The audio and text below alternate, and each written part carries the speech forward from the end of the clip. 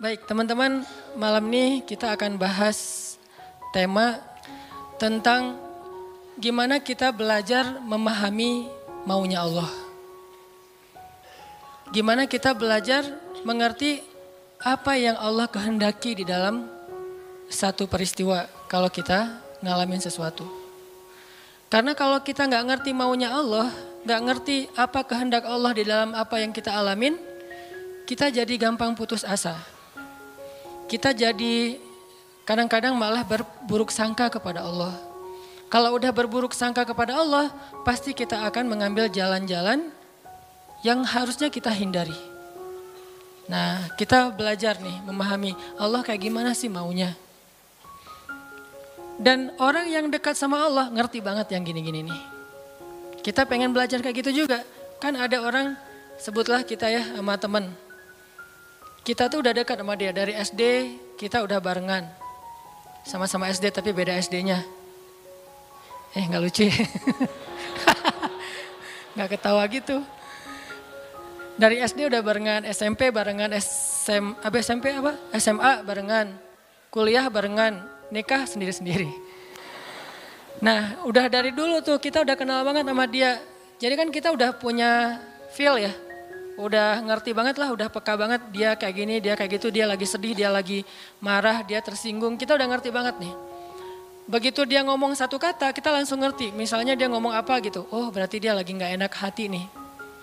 Dia WA aja nih, di WA kalau dia bilang aku berarti lagi santai. Kalau dia bilang saya berarti dia lagi kayak ada masalah nih sama kita. Ya udah nanti saya tunggu di mana gitu, oh kayaknya ada salah nih. Jadi kita peka karena kita ngerti dia. Terus ada apa yang kita lakuin tuh kita ngelakukan sesuai dengan, karena kita empati ya, kita ngelakuinnya sesuai dengan apa yang nyaman buat dia. Bisa gak kita ke Allah kayak gitu? Sehingga ketika Allah memberi kita satu hal yang kita sebut musibah, kita sebut kayak ujian, akhirnya kita tahu gimana maunya Allah, apa ada yang ada di balik suatu peristiwa yang kita alamin. Ini penting teman-teman. Kenapa? Biar kita bisa belajar sabar, belajar husnuzon dan survive dalam satu masalah. Menggunakan logika Allah. Nah, untuk itu kita coba angkat satu kisah di dalam Al-Quran yang menjelaskan tentang matematikanya Allah ini. Ada di dalam surat Al-Anfal, yaitu surat Al-Anfal ayat 5. Kita baca ayat 5 sampai ayat 8. Ini salah satu peristiwa ketika logika Allah kayak bentrok dengan logika manusia. Kepengennya Allah beda sama kepengennya hamba. Apa sih yang terjadi sampai turun ayat kayak gini? Yang terjadi dulu di tahun kedua setelah Nabi hijrah ke Madinah, orang-orang Mekah yang dipimpin oleh Abu Sufyan mau berdagang ke Syam. Apa yang mereka bawa dalam karavan dagang? Harta-harta orang Islam yang dirampas ketika orang Islam hijrah ke Madinah. Jadi kayak misalnya Abu Bakar hijrah ke Madinah, harta Abu Bakar yang ditinggalin di Mekah itu dirampas sama Abu Sufyan. Terus ada Suhaib bin Amr Ar-Rumi hijrah ke Madinah. Semua harta yang ditinggalkan di Mekah, pasarnya, ladangnya, ternak-ternaknya diambil oleh Abu Sufyan lalu didagangkan ke Syam. Nah, setelah 2 tahun kaum muslimin berada di Madinah, dapat kabar nih kalau Abu Sufyan dan karavan dagangnya baru pulang dari Syam membawa keuntungan hasil dagang harta kaum muslimin yang dirampas di Mekah. Berarti yang dibawa oleh Abu Sufyan harta siapa? Harta kaum muslimin ya, harta sahabat. Sehingga Nabi mengatakan, mari kita cegat Abu Sufyan yang ngelewatin jalur dekat kota Madinah. Karena emang itu jalur lintas antar negara. Mari kita cegat Abu Sufyan dan kita ambil kembali hak kita.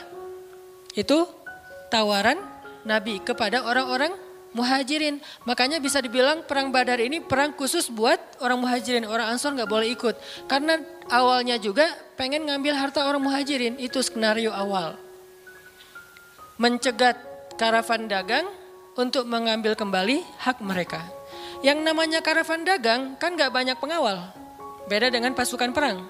Paling-paling pengawalnya 10-20 dibandingkan sahabat yang 300 orang, ini kecil. Sedangkan keuntungannya kalau berhasil mencegat besar.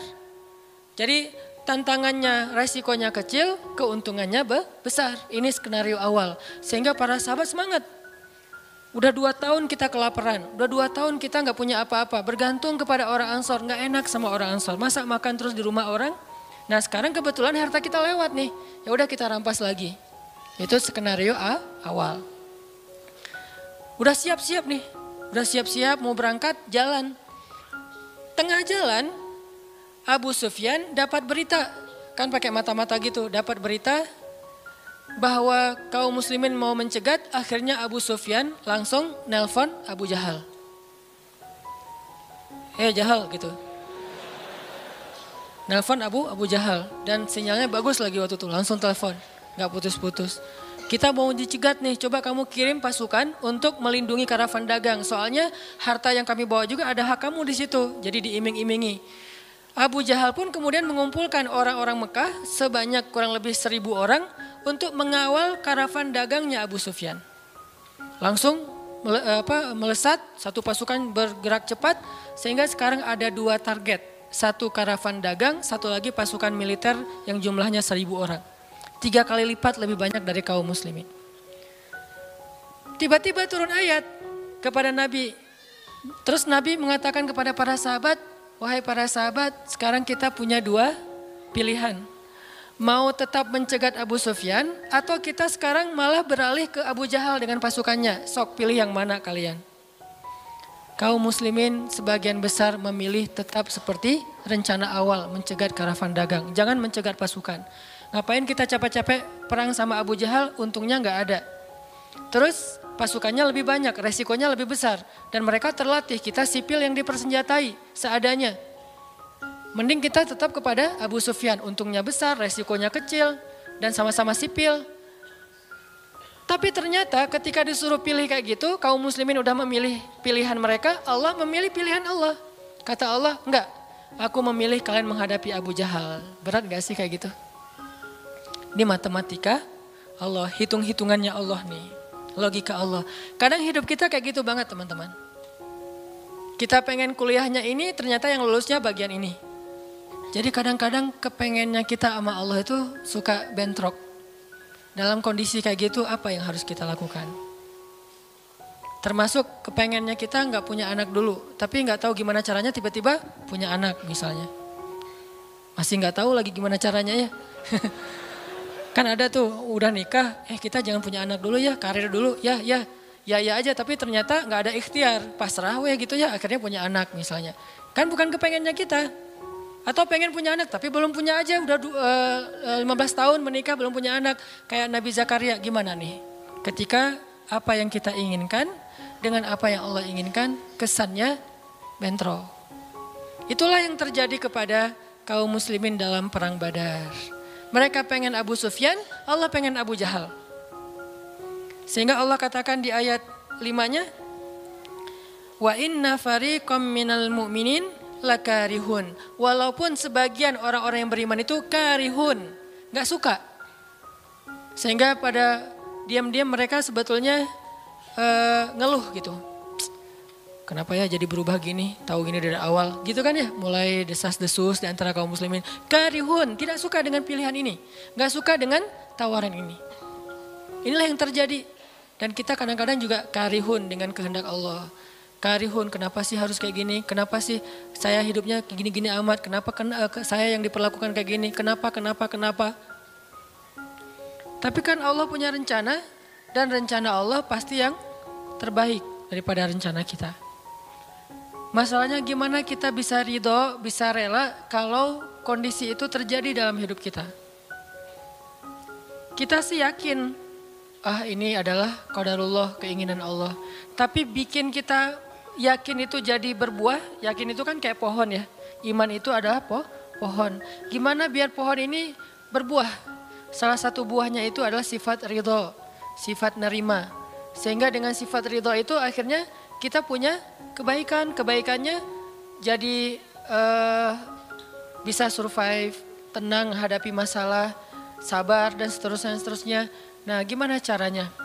Setelah kita dapat sesuatu, kita yakin kepada Allah terus jadi ridho. Nah, ini belajar matematikanya Allah Subhanahu wa taala. Begitu juga sahabat muhajirin dihadapkan dengan satu pilihan yang mereka nggak pernah ngebayangin dan secara spontan karihun menolak, maka Allah Subhanahu wa taala menyampaikan kenapa Allah memilih itu. Karena kata Allah, tujuan dalam pencegatan ini bukanlah mengambil harta, tetapi untuk menunjukkan mana yang benar, mana yang batil.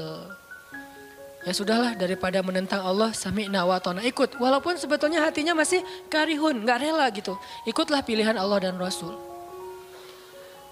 Mereka pun ganti rute, dari yang tadi rute mau mencegat Abu Sufyan, sekarang rute kepada Abu Jahal. Mulai ngutus mata-mata Abu Jahal berapa pasukannya segala macam. Bermalam di sebuah tempat di daerah situ. Malamnya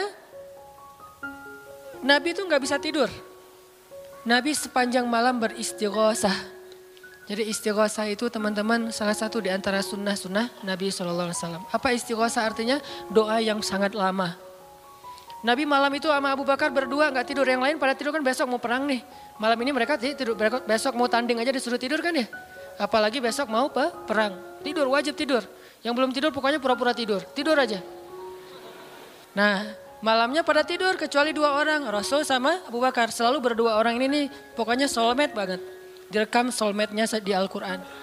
Rasul beristighosah, doa yang sangat khusyuk, berharap banget, panjang lagi doanya sepanjang malam. Sampai syal beliau jatuh, nangis, janggut beliau basah dengan air mata. Nangis panjang malam, ya Allah jika besok kami kalah perang, terbunuh semua. Mungkin di muka bumi ini gak akan ada lagi orang yang menyebut la ilaha illallah. Abu Bakar ngambil rida syalnya Rasul ditaruh lagi cukup bagimu ya Rasulullah, cukup ya Rasulullah. Allah udah mendengar. Abu Bakar menenangkan Rasul, tapi Rasulullah terus saja gitu. Kayak kita lagi doa kata teman, udah Allah udah dengar. Taruh dulu. Kalau kita mah gitu ya. Nah, tapi jangan dibayangin gitu. Rasulullah pasti khusyuk banget, gak kayak kita. Udah selesai berdoa, pagi-pagi sahabat riuh.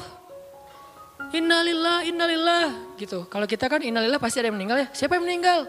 Enggak, innalillah itu musibah, enggak harus selalu orang meninggal. Ya Rasulullah maafkan kami. Kenapa? Ternyata sebagian para sahabat malam itu digoda oleh syaitan sehingga semua pada mimpi basah, maaf. Tapi kayak gitu emang sejarahnya. Bukan semua, sebagian besarnya mimpi basah. Sehingga pas bangun mereka dalam keadaan junub, kotor, tidak suci, tapi enggak ada air. Untuk wudhu aja kurang, apalagi untuk mandi. Dan mandi junub kan harus semuanya. Sedangkan besok mereka mau berperang melawan musuh dalam keadaan tidak suci. Ini kayak pertanda buruk gitu. Dan mereka merasa mentalnya makin drop. Tiba-tiba Allah beri ketenangan buat mereka. Turun air hujan. Malam itu hujan turun. Hujannya hujan lokal lagi. Camp kaum muslimin hujan, camp orang kafir enggak. Hujan. Nyebrang-nyebrang, hujan enggak. Yang mainnya di Indonesia gitu. Di camp kaum muslimin hujan, di campnya orang kafir enggak hujan. Akhirnya pada mandi, alhamdulillah, Allahu Akbar. Itu nanti ada ayatnya setelah itu, coba nanti baca lagi halaman kedua. Ketika ada adegan hujan segala macam, itu ceritanya kayak gitu. Akhirnya makin mantap, alhamdulillah bisa mandi, wudhu, minum. Baru mereka yakin bahwa ini adalah benar-benar perintah Allah. Nah hidup kita tuh kalau kita ngejalanin hal-hal kayak gini, kita bakalan kayak lagi jalan bareng Allah. Sehingga nanti kita akan banyak ngelihat keajaiban-keajaiban Allah. Kalau kita nggak pernah masuk dalam situasi ini, kita tuh kenal Allah cuma dari kata orang, nggak pernah jalan bareng. Kita kayak kenal seseorang, tapi kata teman kita, cuma lihat postingannya doang, tapi nggak pernah jalan bareng, jadi nggak kenal dekat gitu, dan nggak akan dapat feel.